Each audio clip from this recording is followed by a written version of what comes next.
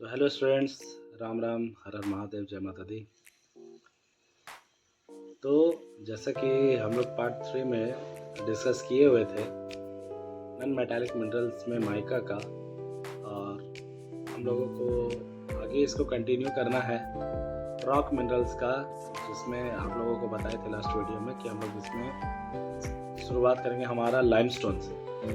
तो लाइमस्टोन भी एक रॉक मिनरल्स है जो सेडिमेंट्री रॉक्स में पाया जाता है, और ये मिल करके बना है कैल्शियम कार्बोनेट से और कैल्शियम एंड मैग्नीशियम कार्बोनेट से। लाइमस्टोन का यूज़ होता है आयरन के स्मेल्टिंग में, यानी कि आयरन को पिघलाने के लिए इसका यूज़ किया जाता है, और स्टील प्लांट्स में ये एक बेसिक रॉ मटेरियल्स के लिए जैसे इसका यूज़ किया जाता है। साथ ही साथ इसके यूज़ से ही सीमेंट बनता है। राजस्थान जो है वो लार्जेस्ट स्टेट्स है हमारे इंडिया में जो लाइमस्टोन के प्रोडक्शन को 21% शेयर करता था 2016-17 में। ये पुराना का डाटा दिया हुआ है, अभी के टाइम में ये परसेंटेज में भी घटा होगा या बढ़ा होगा। अब हम लोग बात करते हैं नेक्स्ट में कि जितना हम लोग माइनिंग करके जितना भी हम लोग निकालते हैं, मिनरल्स को बाहर निकालते हैं, इसका नेगेटिव इम्पैक्ट भी हमारे एनवायरनमेंट पर पड़ता है। तो जो माइनिंग है उसका नेगेटिव इम्पैक्ट क्या क्या है? तो पहला इम्पैक्ट है हमारा कि अगर राइट होल माइनिंग करते हैं या जो माइनिंग होता है, इसके कारण से जो ज़मीन का ऊपरी सतह होता है ये कोलैप्स हो जाता है टकरा करके, या ज़रा सा हिल डुलने के कारण, अर्थक्वेक आने के कारण ये कोलैप्स होकर के धंस जाता है। इसमें वाटर्स भी किसी जगह पे वाटर्स भी फिल हो जाते हैं, और माइनिंग करते करते बहुत ज़्यादा मशीनरीज का यूज़ होता है। तो माइनिंग करने के टाइम में बहुत सारे माइनिंग जगहों पर क्या लग जाता है, आग भी लग जाता है। इसका एग्जांपल हम लोग देख सकते हैं हमारे धनबाद के झरिया में। वहाँ पे जो कोयला है, उस कोयल माइंस में अभी भी नीचे क्या लगा हुआ है, आग लगा हुआ है, और ये बहुत लंबे समय से लगा हुआ है। उसके बाद जो हम डंपिंग कर रहे हैं, मान लो जो हम माइनिंग कर रहे हैं उसमें हर एक चीज़ हमको यूजफुल नहीं मिलता है। उसके साथ जो वेस्ट मटेरियल निकला, उस वेस्ट मटेरियल को हम लोग क्या कर दिए, कहीं पे डंप कर दिए, ले जा करके स्टोर करते जा रहे हैं। उसके कारण से जो ज़मीन जो है वो भी ज़मीन क्या होता जा रहा है, खराब होते जा रहा है। सॉइल इरोजन हो रहा है। साथ ही साथ जो नदियाँ जो है वो दूषित हो रही है। और माइनिंग के कारण जो लोग माइनर लोग जो काम करते हैं माइनिंग जगहों पर, खदानों में, उनके कारण उनको भी बहुत सारा डिजीज का सामना पड़ता है। उनका जो रिस्पायरेटरी ऑर्गन होता है वो भी क्या हो जाता है, डैमेज हो जाता है। तो अब नेक्स्ट में हम लोग बात करेंगे कि जिस मिनरल्स का हम लोग बात किए, उस मिनरल्स के कंजर्वेशन के लिए, यानी कि उनके संरक्षण के लिए हमें क्या क्या करना चाहिए और क्या क्या हम कर सकते हैं।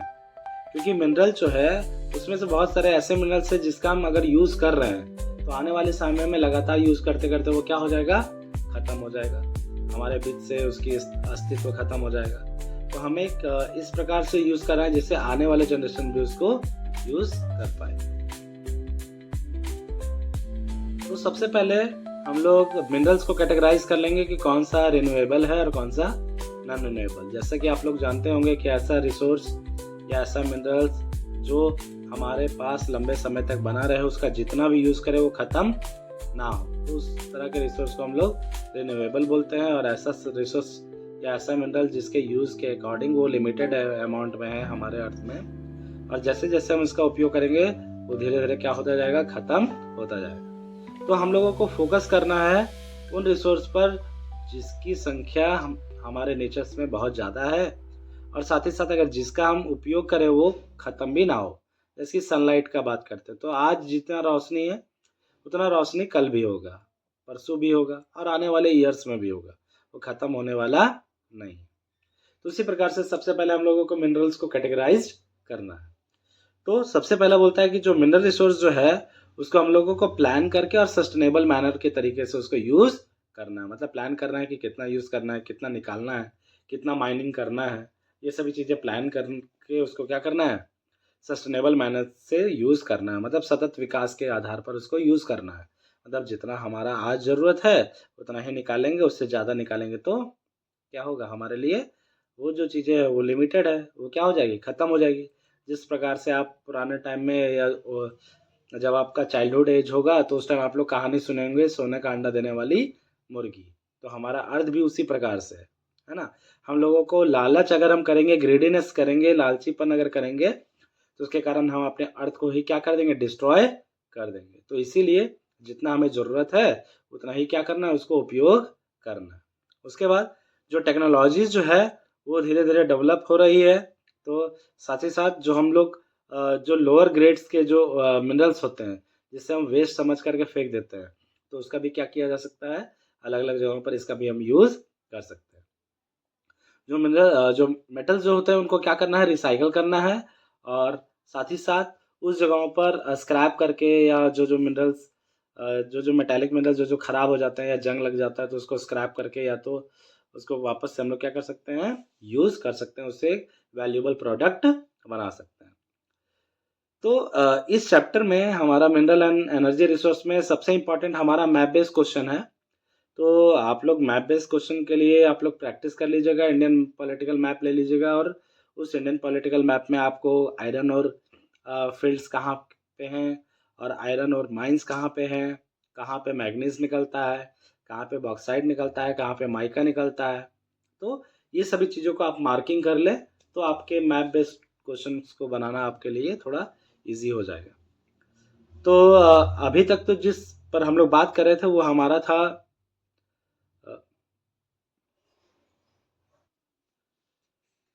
था मिनरल्स।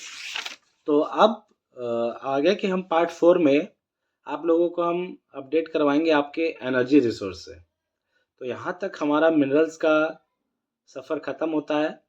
अब कल के क्लासेस में हम लोग शुरू करेंगे एनर्जी रिसोर्स से, और कौन कौन सा एनर्जी रिसोर्स है, एनर्जी रिसोर्स का क्या क्या प्रकार है, और किस किस एनर्जी रिसोर्स को हम यूज़ कर रहे हैं अभी के टाइम में, और उसको रिप्लेस फ्यूचर में कौन कौन एनर्जी रिसोर्स कर सकते हैं।